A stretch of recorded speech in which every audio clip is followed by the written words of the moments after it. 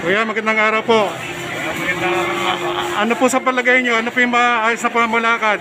Yung nakaraan po kay Pangulong Duterte po ba o kay Pangulong Bongbong Marcos? Pangulong Duterte. Bakit po? Kasi po si Duterte, parang sikit tatakutan. Ginagalang. Kaya, mas maganda kay Duterte. Ano naman po masasabi nyo sa administrasyon ni Pangulong Bongbong Marcos? Bongbong, lahat ng pangako, wala naman po nangyayari. Bababaro bigas. Isang kilo po. Patuloy po tumataas. Linisan ko na Sa po. palagay nyo po ba may bababa yung presyo ng bigas? Kaya ko hindi na, pataas ng pataas. Pataas pa rin ang pataas. O mensahe po para sa administrasyon. Kaya sa administrasyon maganda daw yung kaya ano. Duterte pa rin.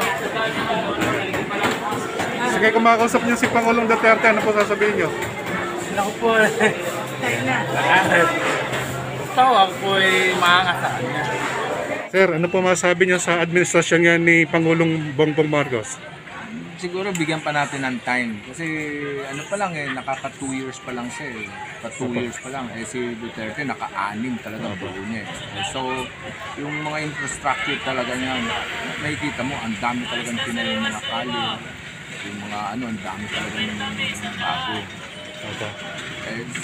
Hintayin natin si BBM kasi 2 years pa lang naman. Sir, anong masasabi nyo? May chance ho bang bumapresyo ng bigas? Nakakapangako niya 20 pesos.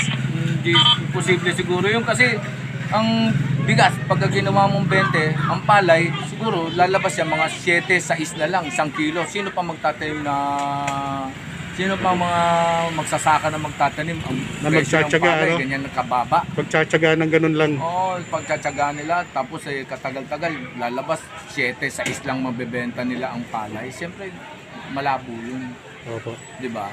Sir, ano masasabi nyo na ihiwalay daw yung Mindanao sa Luzon at Visaya? Wow, sa Pilipinas po yan. Siyempre atin lahat yan. Bakit naman natin paghihiwalayin? Ito, katagal-tagal ng ilang daang taon ng Pilipinas. Hindi naman humihiwalay. Ngayon, bakit ngayon? Diba? Tagal-tagal na ng Pilipinas. Sir, yung ano po masasabi nyo, may isang mayor na pinagre-resign po si Pangulong Bongbong Marcos. Hindi natin Diba, nabalitaan nyo, may isang mayor na... Opo. Hindi natin yun, no? Anong pumasok sa isip niya. Opo. So, mensahe na lang po para sa ating mga kababayan. Sikap lang, tiyaga lang talaga, kahit na mahirap, tuloy-tuloy lang. Opo. Laban lang ng laban. So, naniniwala po kayo na hindi mabubuwag ang unity team? Na dati po kay Pangulong Bongbong Marcos kay BP Inday Sara. Hindi siguro kasi ang laki ng boto na nakuha nila Opo. Diba? Sobrang laki. Landslide din yun Opo. So, siguro marami naman susupport kay BBM.